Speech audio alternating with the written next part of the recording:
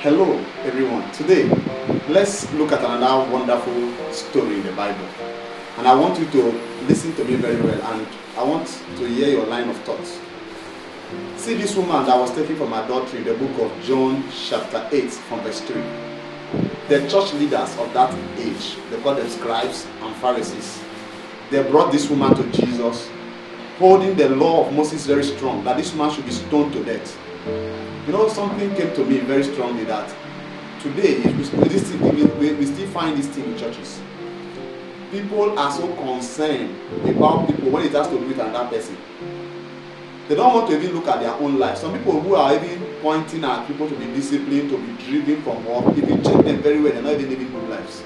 Because if you read down, you see that Jesus asked them if any of them was free from sin, that person should cast the first stone. Guess what happened? Everybody started going one by one. Now you can imagine where we are. If leaders of church, Pharisees, scribes and Pharisees, they are like the leaders of the church as of that time, they also had blemish.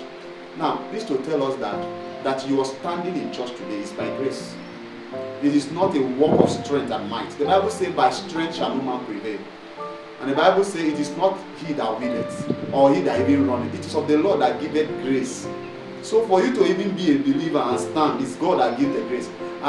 Some time ago I used to have a friend. This my friend who always come up with statement like, me, I will never fall. I've tested it all.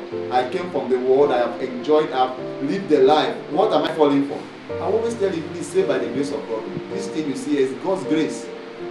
But it was like, well, I know it's by the grace of God. You just say, I know by the grace of God. Leave me alone. I know myself. My brother, you don't know yourself.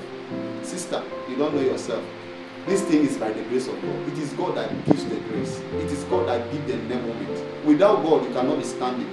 And this man was brought before Jesus. And they brought her before Jesus, dropped her before him. And they were to cast stones on her. They were waiting for Jesus to give the command.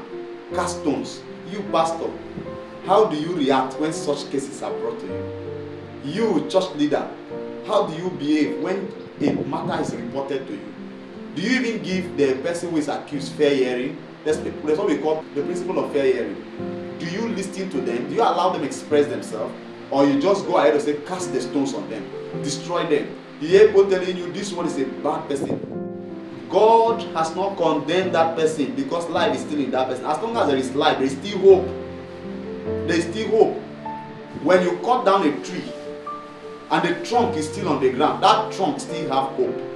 That God did not kill that person immediately after committing sin is because God still has hope for that person. You who is placed above that person, you do not have the slay hammer to kill or destroy. So the Lord is saying today, should we destroy this woman because she was brought out of adultery? Or should we restore her back to the fold? How many believers have you thrown away? Because you heard that she stole. Because you heard that she committed immorality. You've disciplined her, that is enough. But then when you see her in church and you see somebody close to her, you get offended with the person who is close to that person because you believe she's undisciplined, so nobody should ever go close to her. Jesus said, if you have never committed sin in your life, cast the first stone. You who is casting stone, are you clean? Are you pure? Are you righteous? You are placed in the seat of authority to help God's people. How do you help them? Do you use as an advantage to yourself?